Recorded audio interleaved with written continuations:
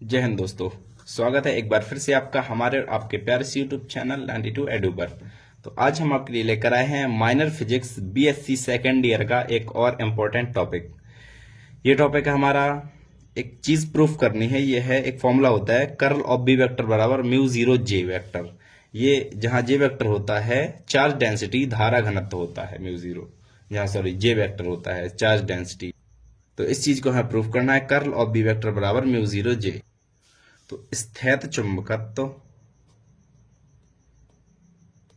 के मूल नियम। स्थैत चुंबकत्व के मूल दो नियम होते हैं। नंबर पहला होता है डाइवर्जेंस ऑफ बी वेक्टर बराबर जीरो, एक पहला नियम ये होता है। और दूसरा नियम होता है कर्ल ऑफ बी वेक्टर बराबर म्यू जीरो जे वेक्टर।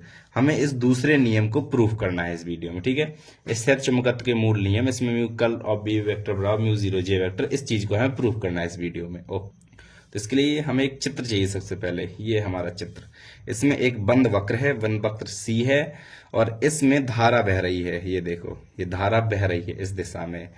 तो जब धारा बहती है तो चुंबकीय क्षेत्र उत्पन्न होता है। जब धारा बहती है, पता है ना, धारा बहती है चुंबकीय क्षेत्र उत्पन्न होता, धारा रुकी होती है चुंबकीय क्षेत्र उत्पन्न नहीं होता, ठीक। तो जब धारा इसमें बह रही है तो आसपास चुंबकीय क्षेत्र उत्पन्न होगा, बिल्कुल होगा।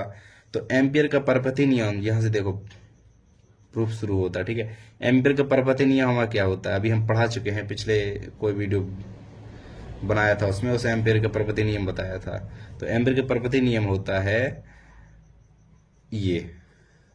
ये होता है एम्पियर का परपथी नियम कि बंद वक्र के चारों ओर चुंबकीय क्षेत्र का बी वेक्टर का रेखीय समाकलन और उसमें प्रवाहित धारा का म्यू जीरो गुना होता है। ये चीज तो आपको पता है, ठीक है। इस चीज का पूरा डेरिवेशन प्रूफ भी किया था एम्पियर का परपथी नियम का। और जे है वो धारा घनत्व है। तो अगर हमने मान लिया यदि किसी बिंदु पर धारा घनत्व जे वेक्टर है, किसी बिंदु पर धारा घनत्व जे वेक्टर है, तो कुल धारा क्या होती है, डबल इंटीग्रेशन क्यों है, क्योंकि एक सतह है ये जे वेक्टर डी ए वेक्टर, ये होता है। इसमें कुल धारा कितनी होगी, अगर धारा घनत्व जे वेक्टर है तो टोटल धारा इतनी होगी। ये एक फॉर्मूला होता है, जैसे आपने पढ़ा होगा एक अंक क्षेत्रफल में उपस्थित धारा घनत्व क्या कहलाता है, आई अपॉन ए। ये क्लास 12 में आपने पढ़ा होगा। ए को इस तरफ ले जाओ तो यहाँ देखो ए डी ए इस तरफ आ गया, ऐसे इस सूत्र को ऐसे बनाया गया, कोई रटने वाली चीज नहीं है।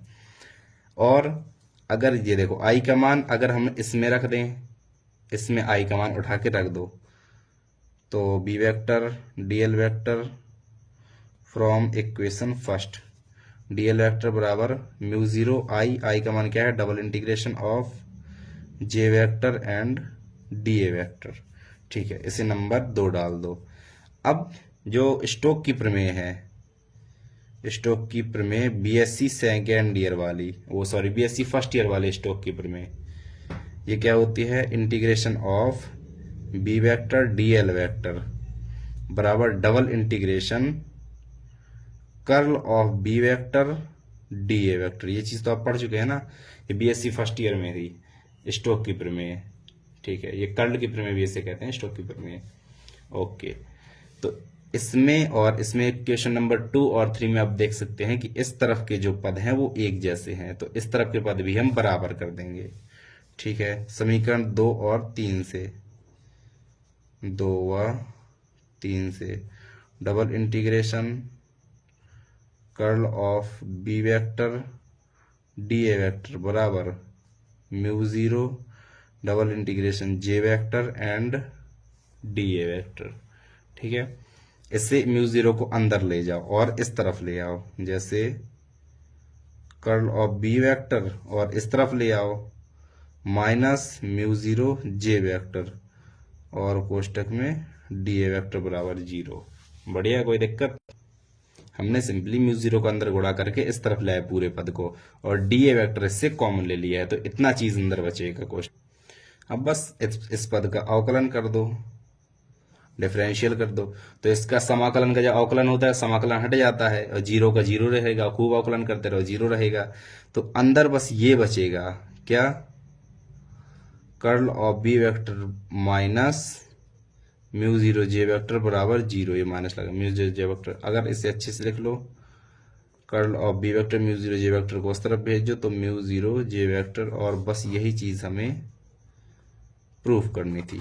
हो गई प्रूफ, सिंपल है।